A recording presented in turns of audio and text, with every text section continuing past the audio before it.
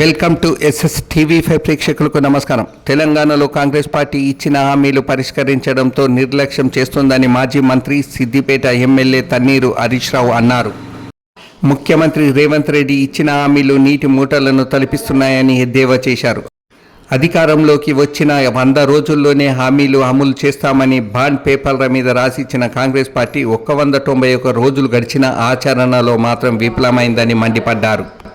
కాంగ్రెస్ ప్రభుత్వం ముఖ్యమంత్రి రేవంత్ రెడ్డిపై హరీష్ రావు తీవ్ర విమర్శలు గుప్పించారు. పక్క రాష్ట్రం ఏపీలో అధికారంలోకి రాగానే ముఖ్యమంత్రి చంద్రబాబు అన్ని రకాల పింఛన్లు పెంచారని తెలిపారు.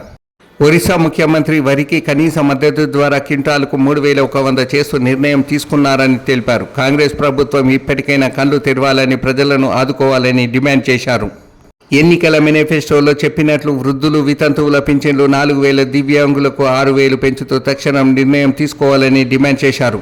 10% మాత్రమే పండించే సన్నవడ్లకు 500 బోనస్ ఇస్తామని ముఖ్యమంత్రి రేవంత్ రెడ్డి చెప్పి చేతులు దులుపుకున్నారని విమర్శించారు. ఎన్నికల హామీలో చెప్పినట్లు అన్ని రకాల వడ్లకు బోనస్ ఇస్తామని సీఎం ప్రకటించాలని డిమాండ్ చేశారు. ఎన్నికల మేనిఫెస్టోలో చెప్పిన 6 గ్యారంటీలు, 13 హామీల అమలు చేయాలని హరీష్ రావు డిమాండ్ చేశారు.